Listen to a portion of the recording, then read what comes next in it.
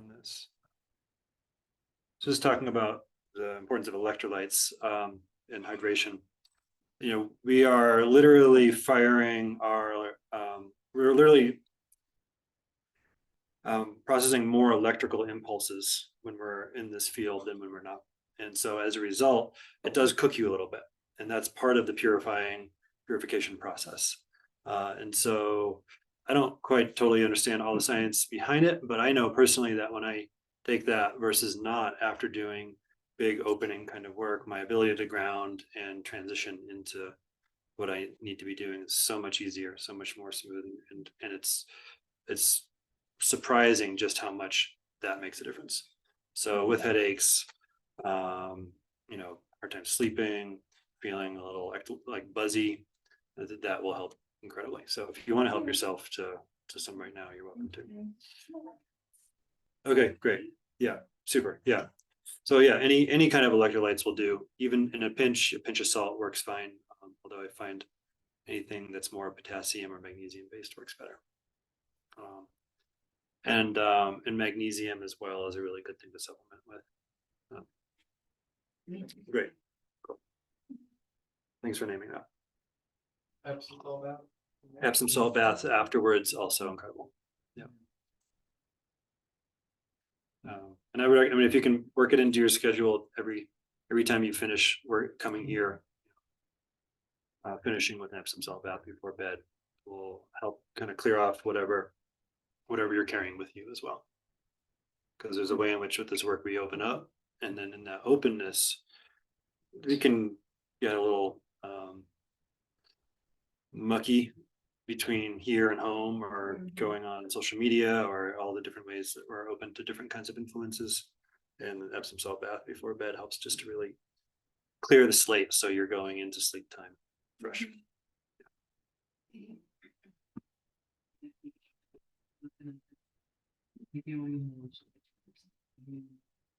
want to really minimize. I know you're talking about social media, but like I'm not a big movie but yeah, anything that gets the blood pumping, give it a rest for a few days. Yeah. Yeah. Whether it's a horror film or just a thriller, you know, anything that gives your system a charge on its own. You know, there is a load that we're putting on our system. It's totally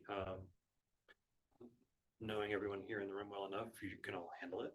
It's fine, I'm sure, but how we treat ourselves after that matters in terms of just being gentle in every way possible. Yeah. Yeah, sure, totally. Yeah, let's get them to lie on the mat for an hour, and then we'll chat. Yeah. Totally. Okay, so this moment here, this part of the day, the initiation of this work is really one of my favorite things to share and talk about. And what we're going to do here is I'm just going to basically just break down, as I understand it, from a somatic human development perspective and attachment theory perspective, what it is that's going on in our process of coming in relationship deeper to ourselves, to source, to creation, in a way that kind of demystifies the process of integration. And this is something that is happening all the time. This isn't unique to source embodiment process. This is happening behind the scenes one way or another. As we are open systems, continually receiving the information and sensory experience of being in a body, being an organism on planet Earth. And so this is one of the few maps of integration we'll be getting into here. And this is really what helped me appreciate the energy work at a whole other level. I was working on developing this map from my experience integrating plant medicines. And at the time that I was introduced to them, integration wasn't even a conversation. The suggestion was, if you want to find a way to sustain your access to what comes up in ceremony, is just to come back and do more. So in the culture that I was practicing, it was just a lot of gluttons at the buffet. And I got a message after a few years where I went into ceremony and nothing happened except this voice saying, you keep coming back for the buffet, but you haven't cleared your plate. So once you finish your plate, then we can talk again. And that gave me pause for quite a while. And it was in that some of these principles really came to make a whole lot more sense here. And so this is, another word for integration is metabolization.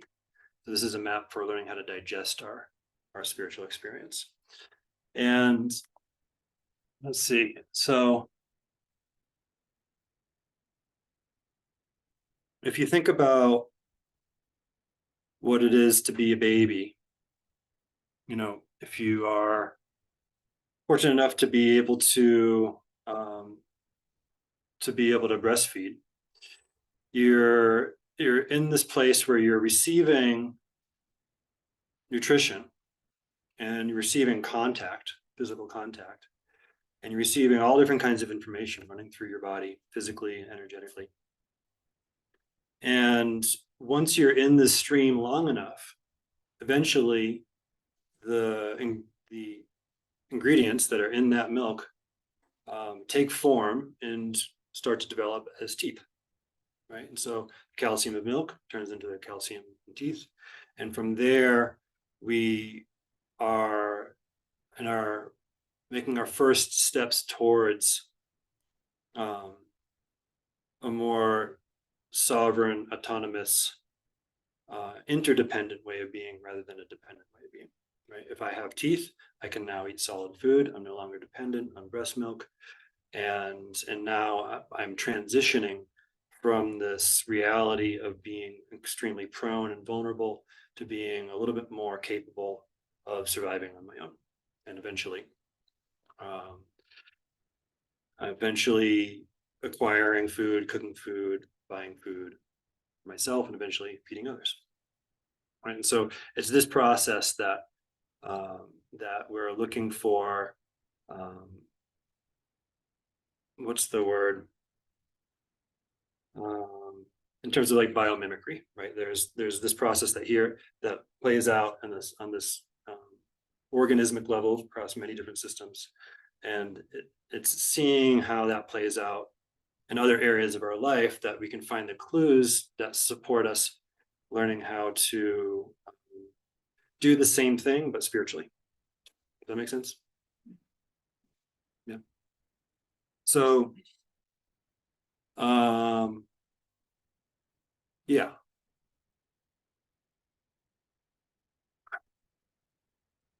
Well, I think what I'll do is I'll just jump to this, and that will kind of ground it a lot more. So here's planet Earth. It's a whole of many parts, right? And every one of us is dependent on it for our existence, to be able to live, breathe, and listen, see, and even show up here to what it is that I'm saying, and for me to be able to say it. There is the dependence and the interconnectivity here is all fairly obvious. But if we zoom in at the moment of our creation, the beginning of our embodied history, there's this moment of conception. There is two beings coming together, creating another. And as soon as we pop into existence here, whatever cellular form our journey begins with, we are in connection with our source, right? Father, mother, these two things come together, and now that which created us, we are in this physical relationship. And it's in this way that like I was saying earlier, we receive the nourishment, we receive the warmth, we receive the care, all the things that we need. And it's in this place that we have our embodied experience is how do I say, whole, you know, the inherent interconnection that we have with our mother. The perceptive experience is that we're not that different. We're in this amnion, we're in this fluid, we're floating in space, receiving vibrations of sound from our environment. But there is no distinction of self and other at this stage here. But that begins as soon as we're born. And rather than being connected to, there is more this relationship of receiving from. There is a point A and a point B, and there's a flow of energy from point A to point B. And what happens from being in this, you know, being in utero to being in embodied form of the 3D plane is that there is a up leveling. And so the way integration happens over time is the more there's enough resource of something, there's the more our needs are met fully, there is a phase shift that occurs, there's a transformation that occurs where we're no longer needing the same things that we did before, because we've developed an ever increasing complexity in our ability to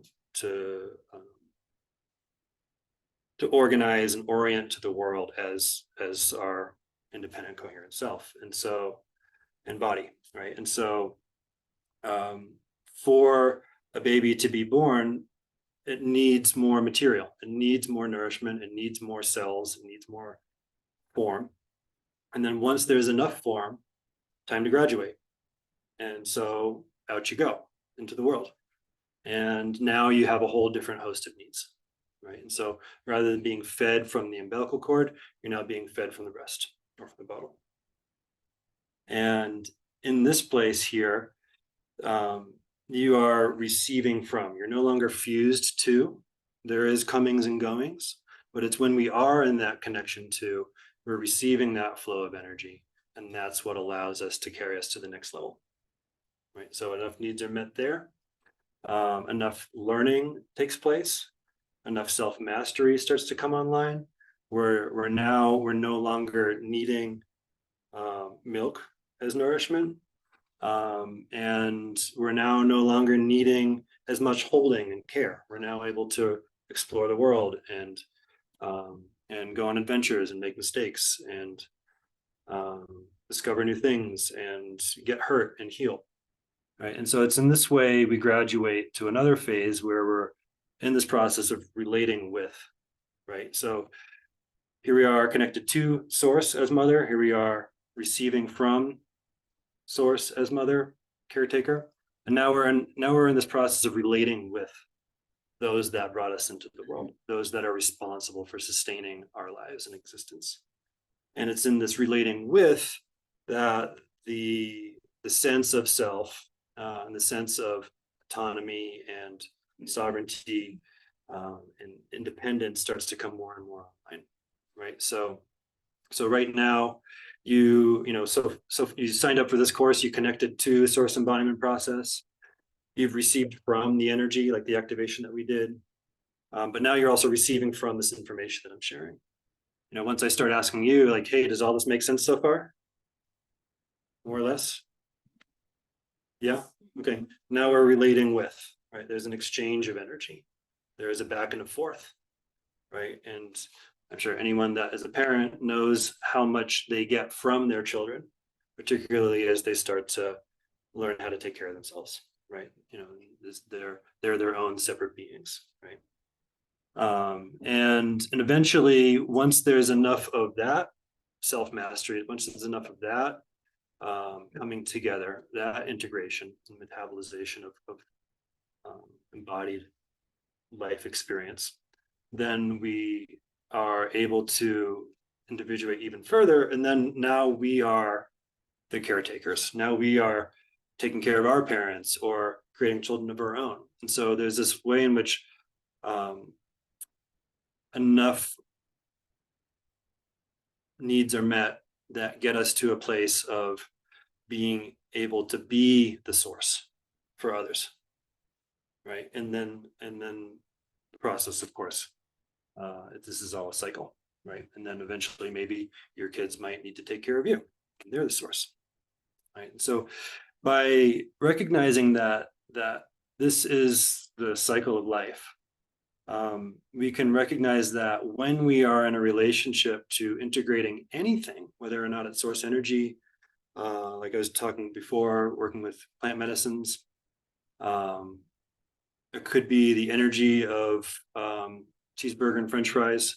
If we're connecting to it with our intent, receiving from it by taking on its essence, being informed, being shaped, being sensitive to what's happening, and then getting into a dialogue with it, then we start to take on the attributes of that energy, and then we master it, we become it, right? We learn how to be the vessel for it, or the embodiment of it. And so, is this into the makes sense now? Yeah. Cool. Yeah. Let's all try that for a minute.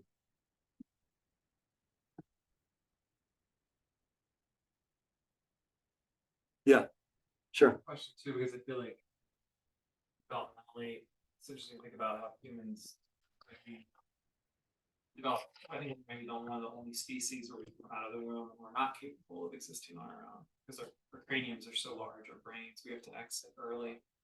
And so we're in this stage for the first 2-3 years where we're really kind of helpless, have to be carried around, and there has to be an external womb for that secure attachment kind of to come online, to feel like I'm actually safely still connected to source before I can start to.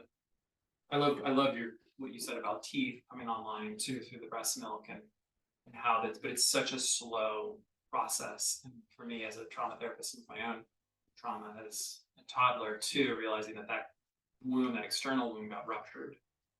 So then there's a sense of, and I think about this in terms of integration, ceremonial work, like coming out of the womb too prematurely, kind of, and trying to crawl or walk before I feel safely, I'm not feeling safely ensconced in that secure attachment to source or to mother or to father-mother bond. And how, anyway, I'm just planting a seed maybe around like when those ruptures have occurred, how do we heal that connection to source when the autonomy hasn't fully come into being? Right. Right. Totally. Great question. I think it's this in my own journey of that, which I relate to 100%, that I got really curious as like, what is it that allows me to be able to have these incredible experiences of wholeness and oneness that then just slip through my hands when I'm, back to the daily grind and a few days later. And there's a great grief in that, right? That sense of having and losing. And so what's happening in this process, depending on how well those needs are met, our ability to access source in ourselves and resource ourselves is easier for some more than others, right? But in any case, how it is that we connect spiritually is to how it is as adults when we're in this moment in our lives where we're starting to wonder who are we and where do we come from at the bigger and deeper level. The biases that we come into our maturity with are all shaped and conditioned by how well the gods that were our parents took care of us, right? And then at what point did they stop being the gods, right? And so there are these different kind of kinks in the system that allow us or where we were allowed to be able to feel a sense of wholeness and safety and support and nourishment, where ruptures occurred, as you mentioned, that we're now in a place of continued preoccupation of trying to get that need met in one way or another, which for many people takes us into a kind of dissociative process where it's too much to not have that need met. So we're looking for analogs. To the two birds. Exactly. social media, drugs, alcohol, anything that is there to self-soothe, essentially. And sex, even like, we can be addicted to pretty much anything that could otherwise be a very healthy, nourishing process. But depending on how those needs were or were not met, we're going to continually be reaching outside of ourselves for some sort of balancing to our nervous system, which I'll speak more about in the coming weeks, that we could otherwise be self-sourcing. Right. And so this is where I get really excited about this work, because these are details of the human condition that are so subtle and nuanced, and yet so fundamental to who and what we are, not just as individuals, but as a culture. And so what happens when we break these things down that are otherwise implicit and make them explicit to build a new culture on top of, one that is life affirming, and one that is about supporting autonomy and agency rather than codependence and addiction. And so what we'll be doing here is I'm gonna break down the source embodiment core practice. It's a 4-part meditation that goes through each of these sequences, so you can start to feel what the natural embodiment is of these 4 different channels, you could call them. We all know them. They're, it doesn't matter what your culture is, even. These are all things that, in order to exist as a living, breathing being, we have to take on these different states. How we circulate through them and how quickly we can circulate through them has everything to do with how articulated we are and our ability to meet our own needs. And so the tendency is for everybody is that there's one that's really easy and one that's really hard. And there's 4 steps. So it might be, might be more than that on either side. But noticing where it's a little harder to access is the indicator of where our growth edge is and where we have the most opportunity to open to a whole other realm of possibility. Make sense? Cool. So what I'd like to do here is just go through each of the steps. And then what we're going to do afterwards is go into the activation with music and such. And this will be kind of like a playground jungle gym that you get to exercise these muscles that you get to play on these swings with in the field, right? And so this is where I was talking earlier. It's like there'll be some effort that we're exerting here, but ultimately we're continuing to allow the flow of source to be what holds us and carries us through the experience. Can you talk a little bit more about what it means to be in the field? And it sounded like in that use of it, there's like a little bit more of like a conscious, like we are stepping into a particular place. Sure. So I imagine that we're like living it all the time. Like maybe the difference is some level of awareness or intention. Or... Sure. Yeah. So this is something that I will get more into detail in the coming weeks as well. But my intention throughout this journey is to really demystify those things and make them a lot like these words that can so easily be thrown around that actually don't really mean much of anything if we're not if we don't have like a clear phenomenological experience of. But in this moment here, what I'm speaking to is this phenomena that occurs when we're in coherence with ourselves and coherence with others. Have you ever heard of heart math? Yeah. So this is something that they talk a lot about, where the heart generates an electromagnetic field. When we're in a state of coherence, that field expands. And when it expands, the other centers of energy in our body come into resonance coherence with that. And so our system functions optimally. And if we are in a place of in a group space, when one person is doing that, it makes it easier for another person to do that, and another person to do that, another person to do that. So the field of our heart is, which is measurably, physically measurable, amplifies the expands and increases the potential for someone else's to expand. Yeah, and so it's not I mean, it's tangible, right? It's not physical in the sense that I can touch it, but it is physical in the sense that I can feel it, right? Yeah, totally.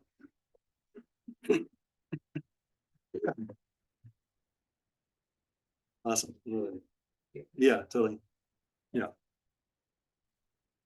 An average, yeah, yeah. But we're talking about going to, going to Buffalo Thunder to see Amachi, right? It's like, masters who have been engaging with their source connection for years. You could be 100 feet away and feel it, and what you're feeling, of course, is not just them, but everyone else that they've opened up to. And so that is specifically what we're doing here. That with Muji and Tyron. Here in a way. Yeah.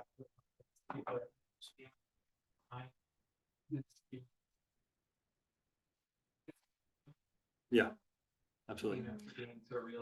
Yeah, and of course here we are in person, but as you all know, oftentimes there are people in other parts of the planet when we're doing this work together that are still feeling it. So there's no way to explain, there's no like clear-cut way that I can explain that at the level of electromagnetic field of the heart expanding. But here we are on this magnetic field, on this generator of this magnetic generator of its own field, planet Earth, and with all different kinds of energy lines swirling its way through it. So it doesn't take too much of a stretch of the imagination to consider the possibility of it at the very least, right? And how radio frequencies are transmitted and across great distances and blah blah blah.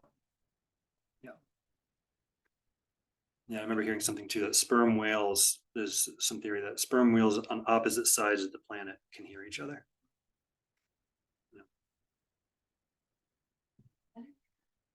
No. Those are, yeah. It might have been. Yeah. Any other questions before we jump in?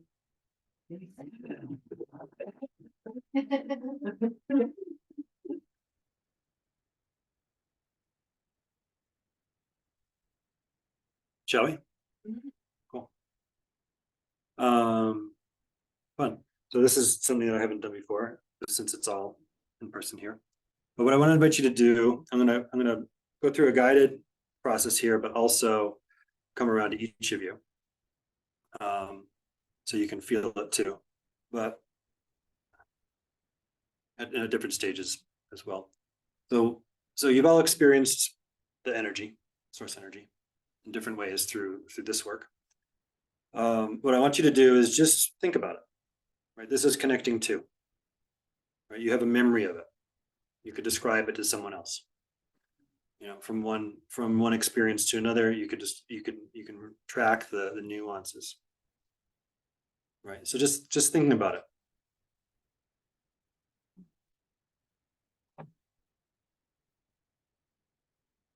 And when you think about it, noticing what happens. And so it's like you have the memory you could report on, but just closing your eyes, tuning in, and just remembering physically what it feels like.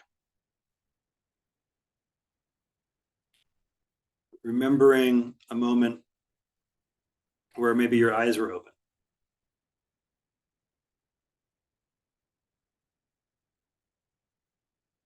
Remembering a moment of hearing and listening.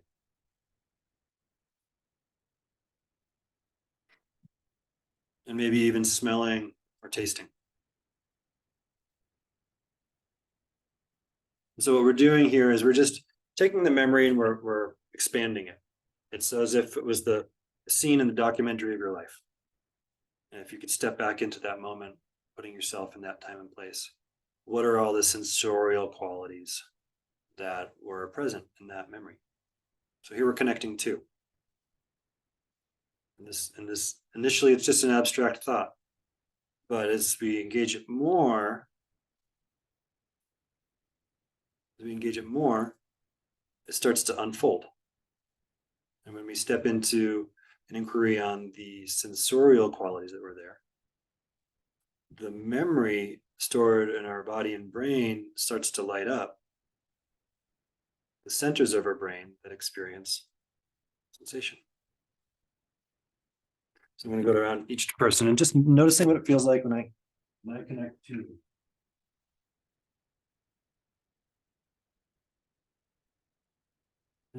It's quick. It's the quickest step of all.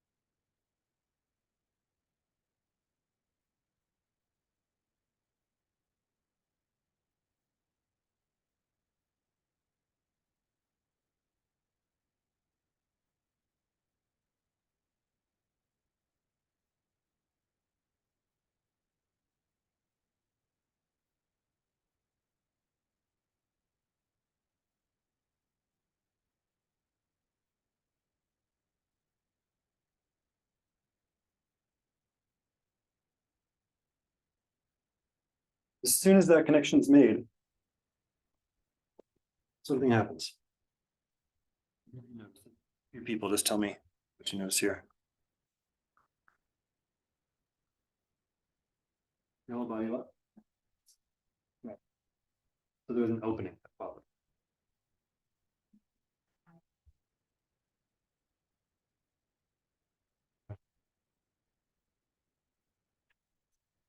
Mm-hmm. You can feel that.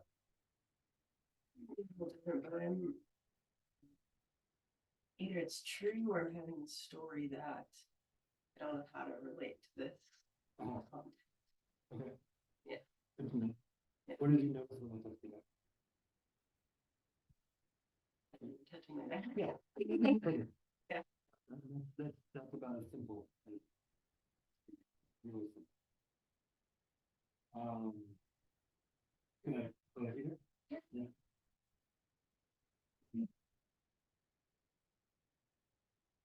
So connecting to, and tell me what else do you notice besides just the fact that I'm pushing back?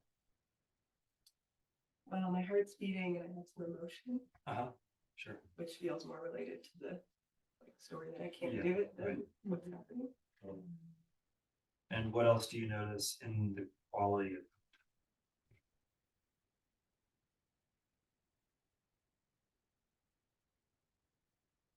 Can you feel warmth? Maybe. You feel pressure? Uh-huh. Notice the pressure. What kind of pressure is it? Gentle. Okay. And any other information you can track there? There's like a lot happening in other parts of me, so Sure, not so there's really. a lot.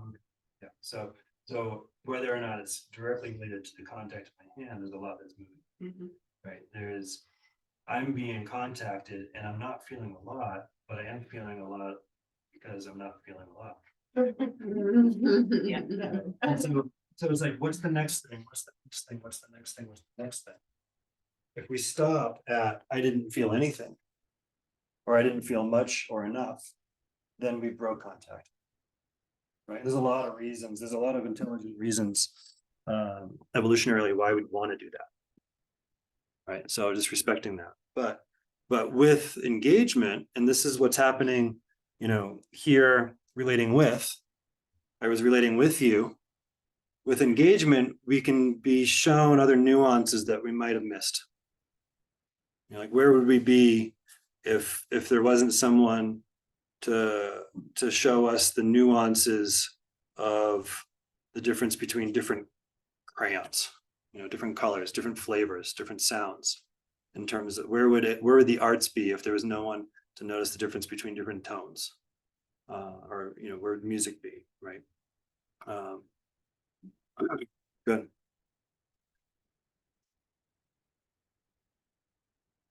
The memory, I'll get to that in a second.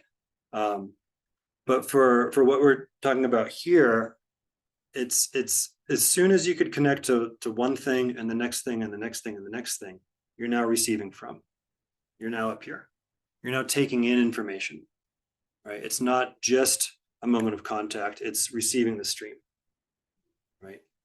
And in each of these, all of the same principles exist kind of in a microcosm. You know, this is all on a spectrum. It's not as black and white as that. So as soon as we, just 1 second, just to answer your question, as soon as we go into the memory, I can connect to the thought. I once had a connection with source, and then I lost it. Now I've disconnected from the thought. I've now disconnected from the experience. Now I'm identifying and connecting to the not having. So I can go into, I once had a connection with source, and it felt like this. Now I'm receiving from that memory. And it opens up the channels and pathways of our being that are storing the energy that makes up that memory. So think about every peak experience you've ever had of feeling whole and wonderful. All of that, the memory is like an encapsulation of stored energy in your system. If we only identify with it and connect to it through the thoughts rather than the feeling, then that energy stays stuck in the memory. If we can start to tease out and study the phenomena of the memory, then things start moving. Oh, it felt electrical. Okay, what's electricity feel like? It's a buzz, right? So, oh yeah, and as I tease out those sensorial qualities, it starts to open up and flow again. Does that make sense? And I would totally appreciate, you know, the only reason why I'm able to articulate it like this is having that very struggle. I see other people get it, but I never get it. Or if I get it, I lose it so quick. What's wrong with me? Right. So I'm receiving from the story of something wrong with me, as opposed to receiving from just the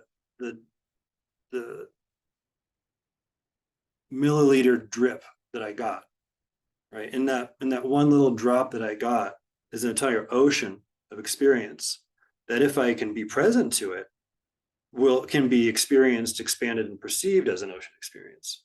But if I'm looking at that drop and say that's not enough, right, then I am not receiving from what's there, and I never actually cultivate the sensitivity and the metabolism to receive it. Does that make sense? Like if we were to go to some country where there's a lot of people starving, and we were just to roll out a big banquet for them, and they haven't had food in a month, it would destroy them, right? It would be too much. It would be way more than they could handle, right? But if we were to meet them with, electrolytes and some fluids and some glucose, and get their systems ready to start absorbing more, then they'd start to be able to get ready to receive a full meal. And so for a lot of us in Western culture, we're starving for this sense of source connection, and our aperture to be able to receive it is this big, right? So the full intention, which I don't know if I really explained it with this presentation here, is to give the incessant mind, something to a model to snack on, so the rest of us can get what it knows that it can, right? And then eventually they start working together. Helpful? No. Okay. And we'll keep going here. So this is just layer by layer. Please. Yeah. Mm-hmm. Why is this not moving through me in the electrical the way that everybody else is experiencing it? And then I had this moment when I was starting to recognize that the energy was actually from my content. And it shifted my relationship with it, where I realized, oh, I have actually have this like wide open channel. Right? And it just moves through me for whatever reason.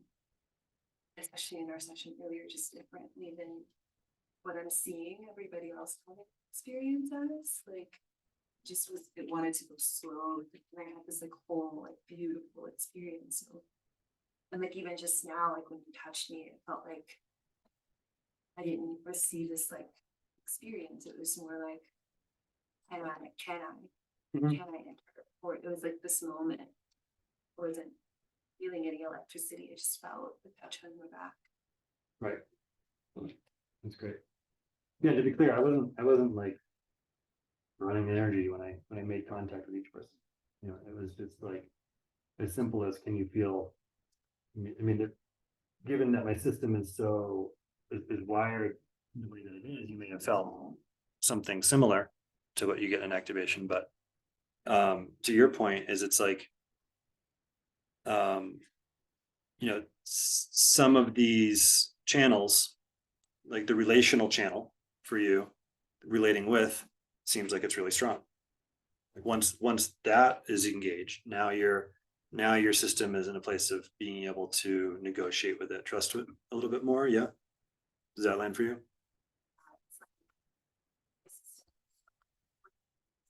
As like, oh, like maybe I'm just like, really boundaried or really like, stiff or not juicy enough or not kundalini enough.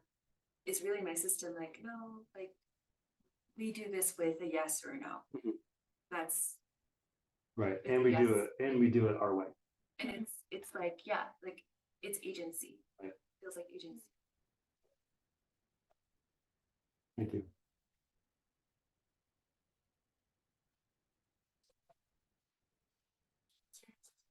I'm so full of energy. It's amazing. Then I was like, why isn't this happening today? I think I was putting pressure on myself. So it's just a thing. Yeah, and then I did just at a certain point decide to like just be with whatever was actually happening, and I had this really cool experience of like entry. It's really cool. So, like, Oh, that's really cool. Yeah. Sorry, go ahead. Okay. Yeah, and so electricity needs resistance, right? If we break open any electronics here in the room, you'll see, pathways for energy to flow and pathways for energy to slow down, and it's in this way that the technology has its value, right? And so recognizing that whether or not we're talking about source energy, how do I say, as far as this stage of the conversation is concerned, we're talking more about energy in general than we are the source embodiment energy, right? And so there is an energy to resistance. Can you receive that? What are the qualities of that? And if we're not receiving something that we can identify with, oh, this is the flow of source moving through me, can we identify where that resistance is and receive that energy? That's the first step. That's always the first step, and that's the hardest step. But everybody can do it. And what is the quality of that energy? What is the quality of resistance? Oh, it's stuck. Oh, there's tension in my neck and shoulders. Oh, my stomach feels tight.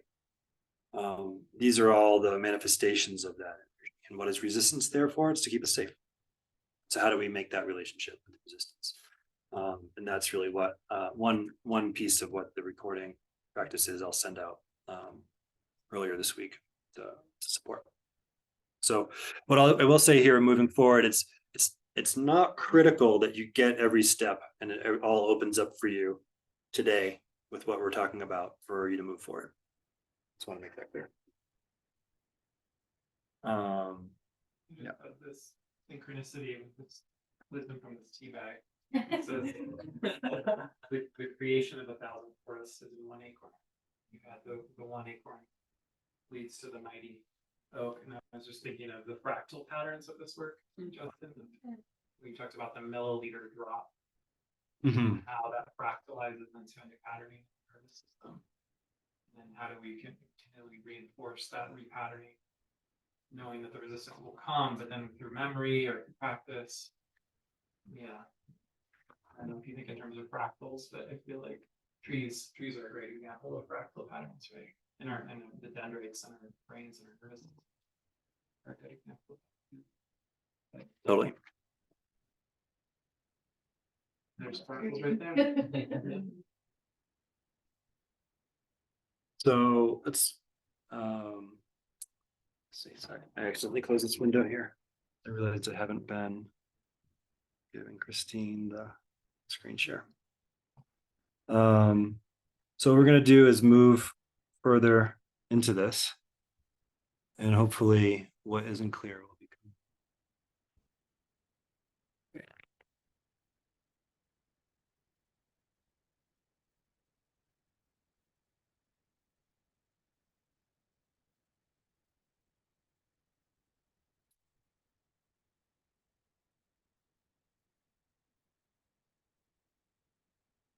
So just going around the space. And noticing what happens again. Then we'll be more intentionally running and disconnecting to physical contact. And once you can feel anything at all, even if it's just a pressure on my fingertip, how do you open to that? How do you, like, if the pressure of my finger on your back was like a glass of water you were drinking, what happens in that embodiment of I'm taking this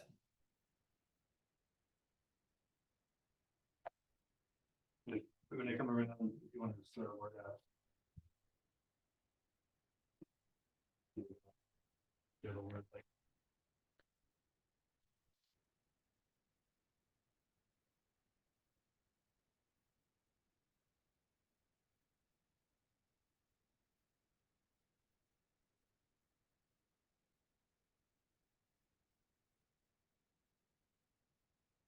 pressure of my fingertip was like a quiet radio on another room.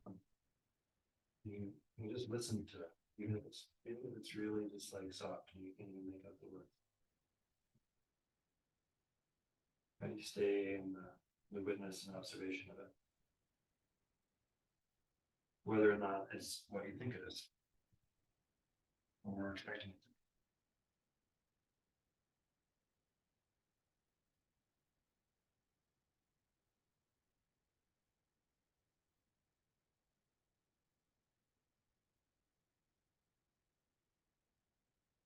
Then feel free to throw a word out. Need more time, but that's good.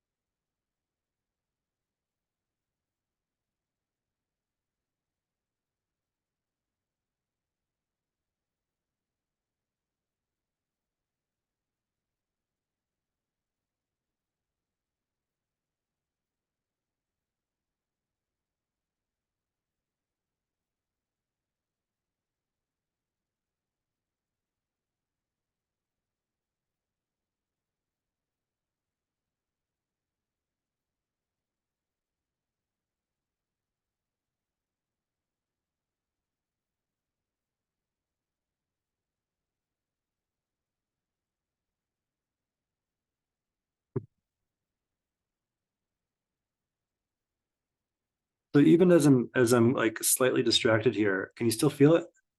Whatever it was? Great. So that's because you're receiving from it. It's still unfolding, still informing you. And in this weird meta way, I'm kind of modeling like how even when we're doing weird shit like this, that we can still know that even though our presence isn't fully dropped in, I am still in relationship.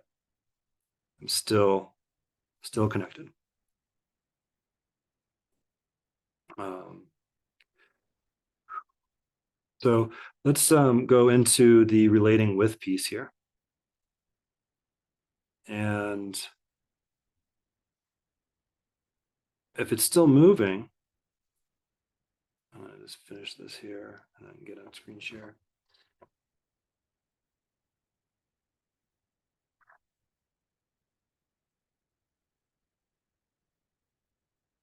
Receiving from, yeah. And so if it's still moving for you, say hello.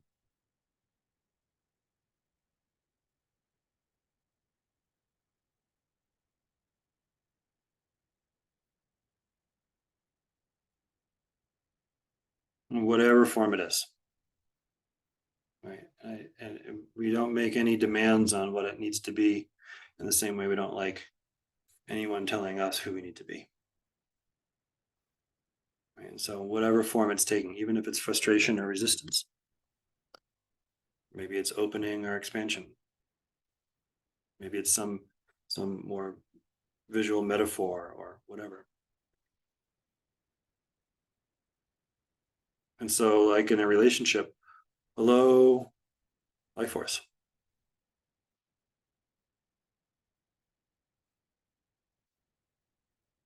Thank you for being here.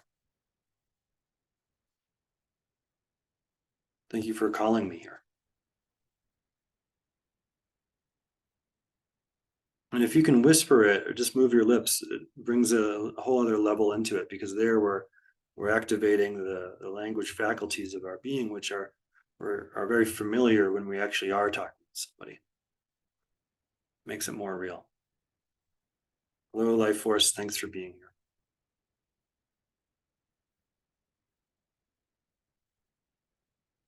Thank you for calling me to this space.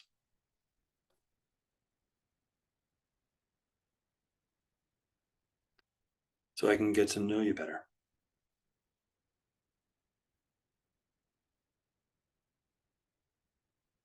You open my door to you.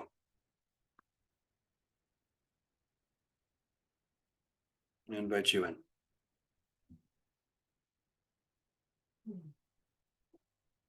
I open the door of my heart to you.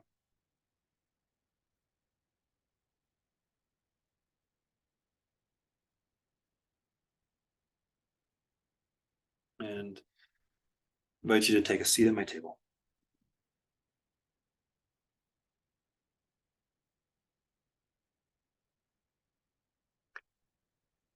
By making room for you throughout my entire body.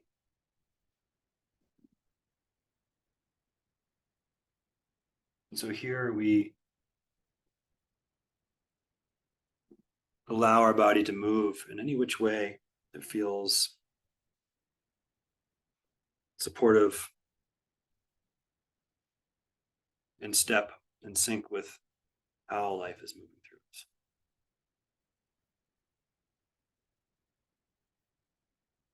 Right? This is the place here where we unstick the stuck, where any bottleneck of tension or stress or pressure gets renegotiated by allowing our body to move how it needs to move. We're going in the opposite stream of keep your shit together, sit down, shut up, and all these different ways that we treat ourselves harshly. Sometimes it's an impulse to lay down or curl into a ball. Sometimes it's an impulse to stand and jump around. It's as diverse as life itself.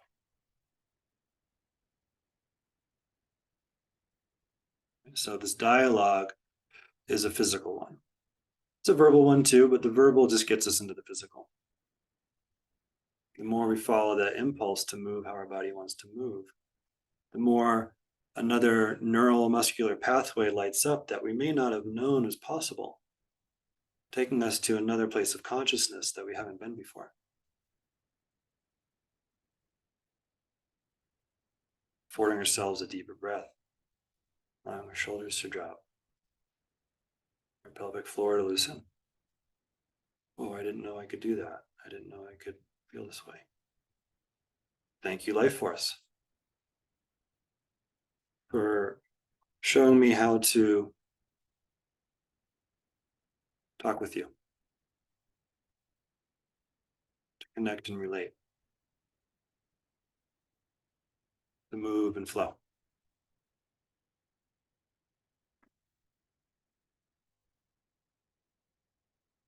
I'm so grateful for what you're teaching me.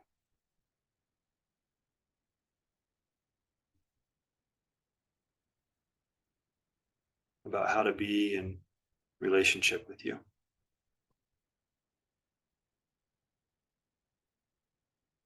Life itself. Through this body.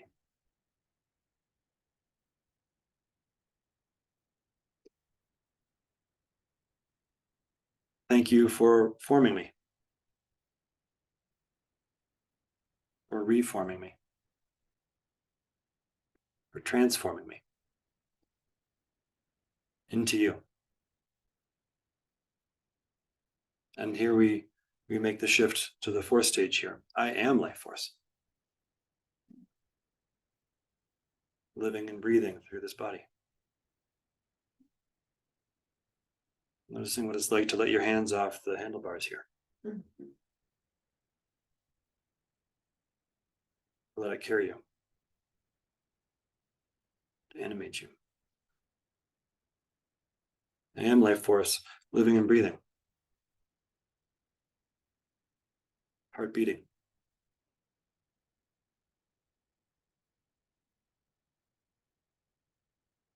And wow, without any effort at all, that heart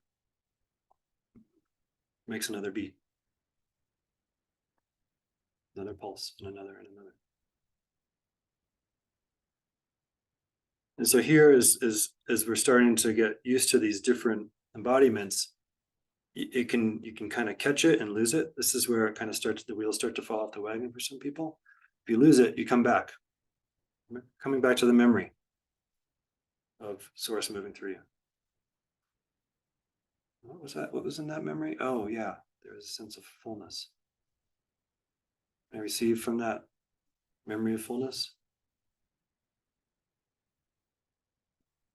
Oh yeah, deep breath. That's right.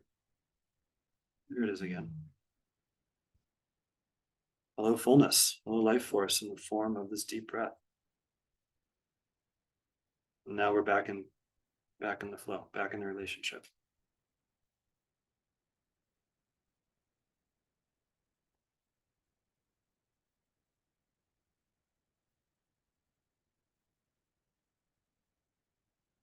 With that fullness, I am fullness. I am source living, breathing through me.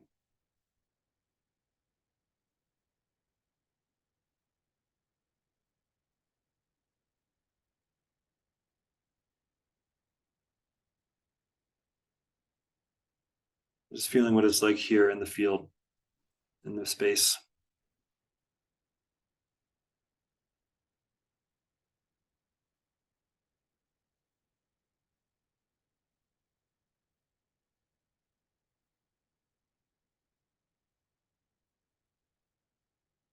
Compared to when we started.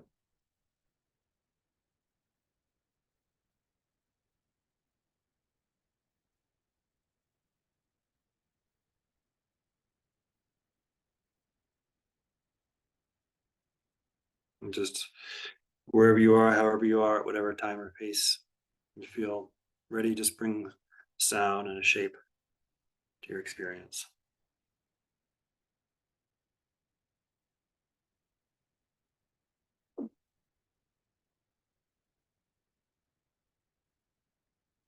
Ah,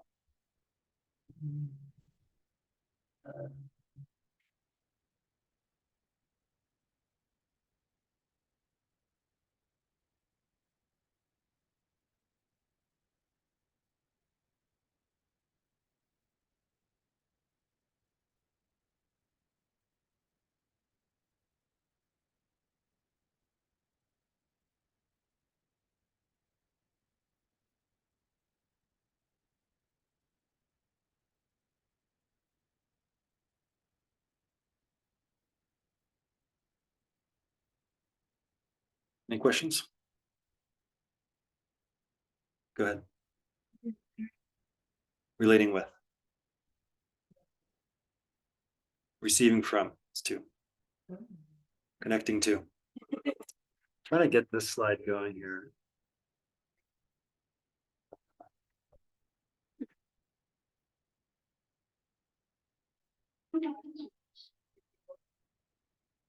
Go for it.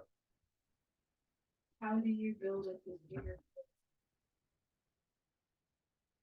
Like what I'm, like I feel it really strongly and then I'm really sensitive to everything. Kind of like if you are, any kind of fitness and you're like. Right. After such was a really bad trip. What do you do to? Good question. So.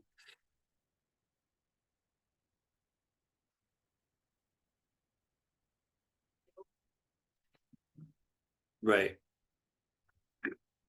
So with this practice here is to open that channel and cultivate that sensitivity. But if you're already sensitive, then what we're doing is something slightly different.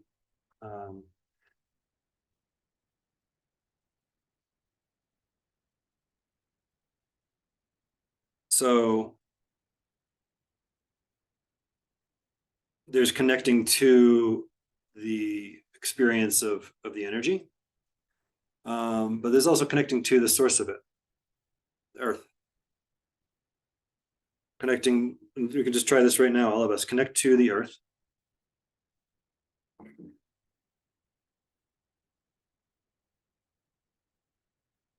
And now receive from it. What is the quality of the energy of the earth beneath you? And how is that different than when I put my finger or hand on your back?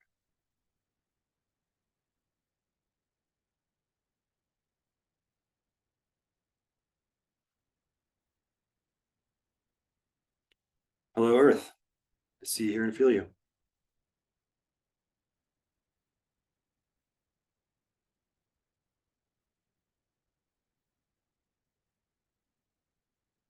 Thank you for being here.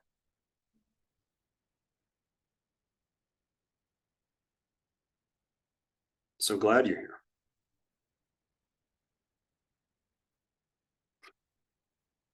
Help me to receive from you more completely. So now we're kind of going back a little bit. Receiving from. So what's it like to receive from this earth energy here?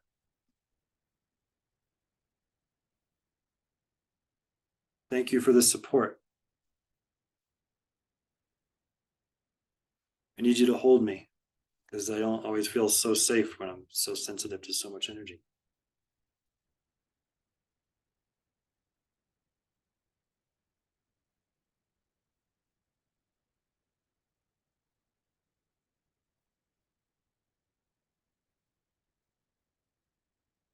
I welcome you in. Open my door to you.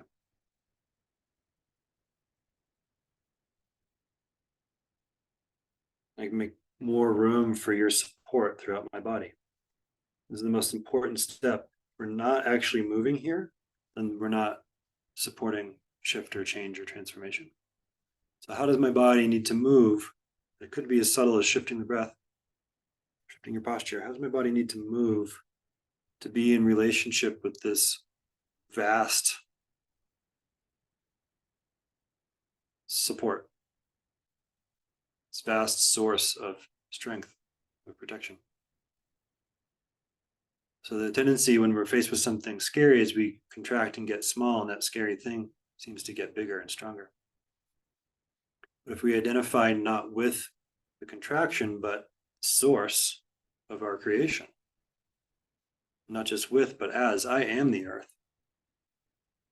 Having this moment of overwhelm. I'm now bigger than the overwhelm. So we get bigger, we go higher. Does that make sense?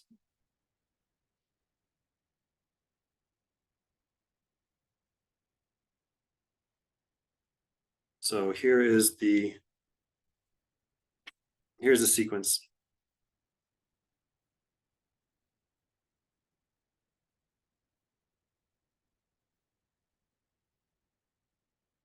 Another question. Yeah. It relates to a lot of different things that we've touched on, including first activation today.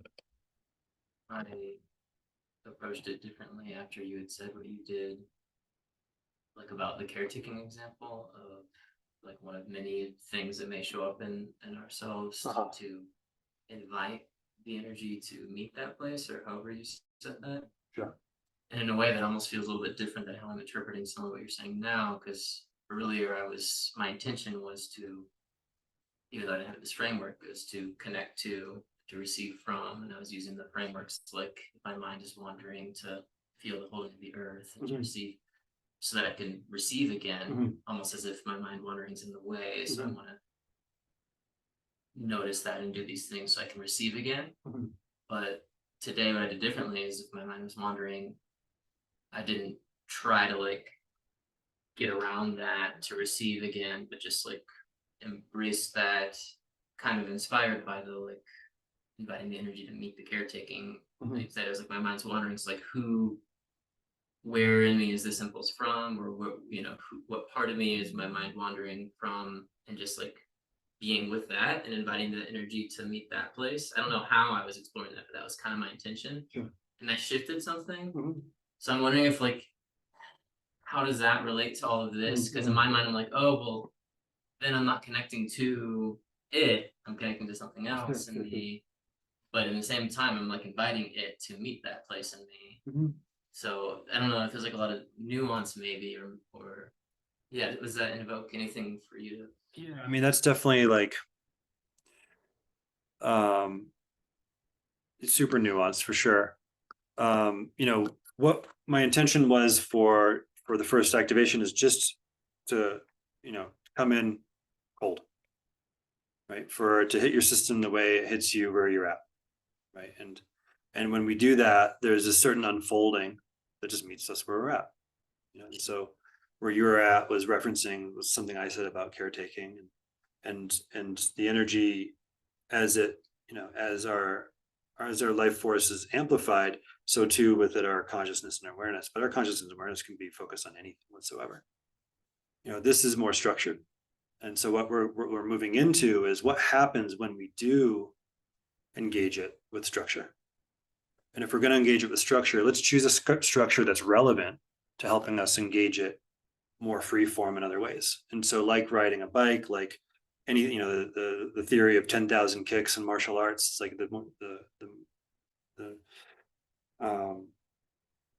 if we're able to practice this one thing 10,000 times, then it's mastered.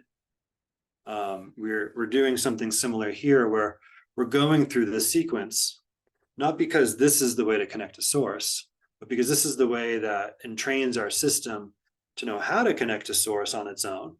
And when we have that practice, now we are surfing on the currents of source at a whole other level than if we're just kind of getting, beat up by the waves.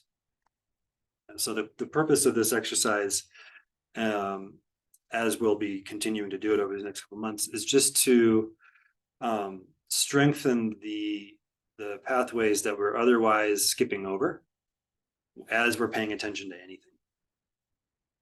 Right. And then towards the end, we go into a more free form experience again. And who knows where that's going to take you once these pathways are established. Does that make sense? I think so. Yeah. Okay. Does that speak to what you're saying well enough, or? Well, I mean, I could probably back and forth Sure. about it. I mean, I feel, If I understand correctly, you're saying it's like, what should I be doing here? Kind of, I mean, it kind of relates to whether you call it resistance or whether you call it the mind's wandering or Right. like, am I doing the thing Right. the way it's supposed to or not sort of thing. Mhm. Yeah. Sure. Yeah, and so you're drawing off the resources that you have, right? So in that moment, you're able to find your way back into flow based on what you've established, right? This here offers more nuance to that process. Yeah. Helpful? Yeah, Yeah. I mean, I would love to, over time, I feel like I could keep chewing on it. Sure. But feel good. I'm very curious to take this into the activation. Totally. Cool. Yeah. Scott? You had mentioned earlier doing this process with resistance as well, like all 4 stages, or receiving, connecting to the resistance. I was trying to tie it in, you referenced it briefly. We'll get to it. Yeah. That kind of touches on my question. Yeah. Yeah, so there's okay. Well, what I can figure out is there's 2 ways to engage that. One is with what we'll be getting to later that engages the resistance directly. 2 is to recognize, oh, hey, if I'm out of flow, then I need to go back a step. So the other thing that I haven't mentioned already is, like, as we're developing, once we hit a moment of tension, frustration, stress, we regress.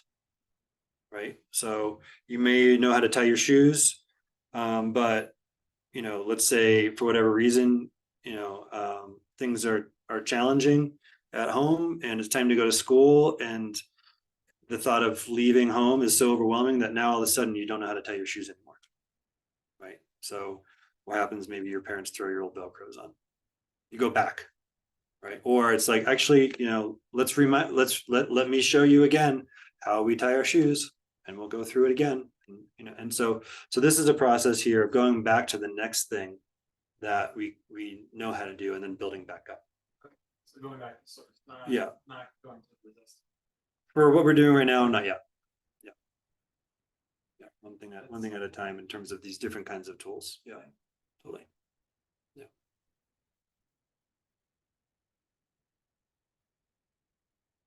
Makes sense, interesting, confusing. I understand the tool Mhm. as it's being presented. I don't understand how. Like,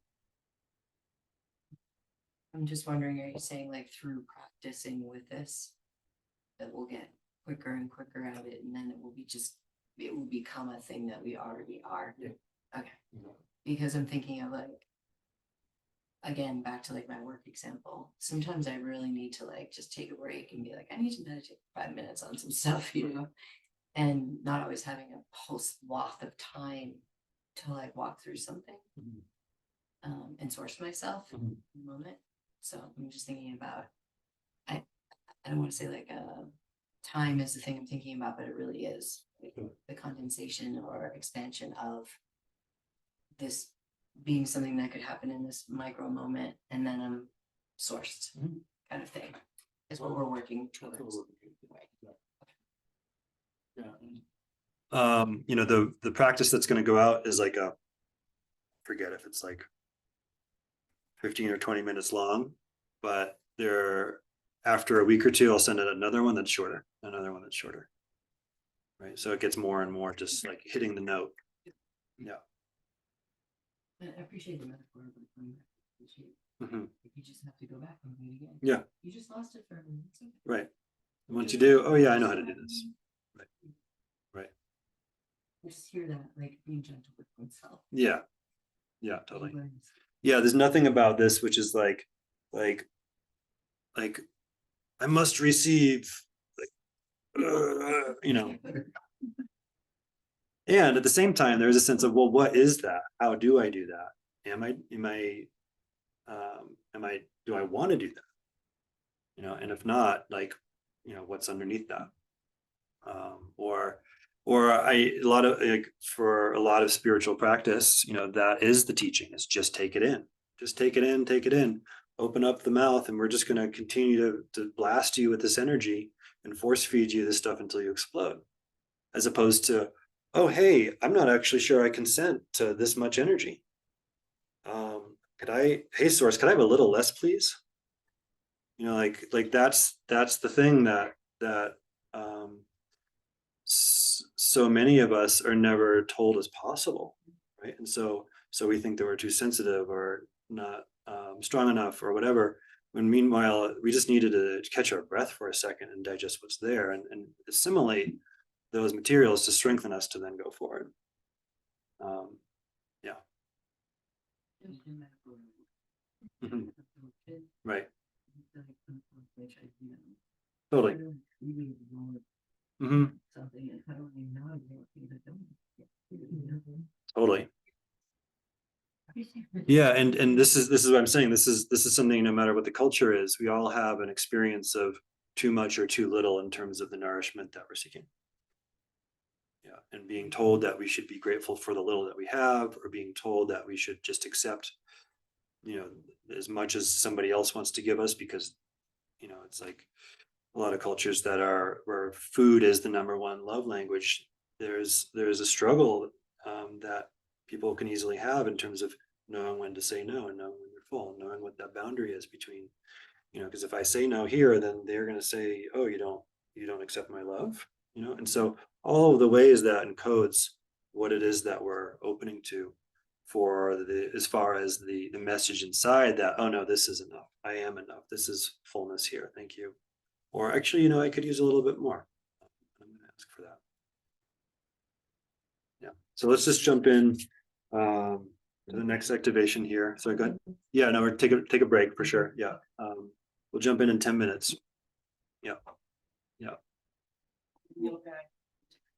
Yeah. Exactly.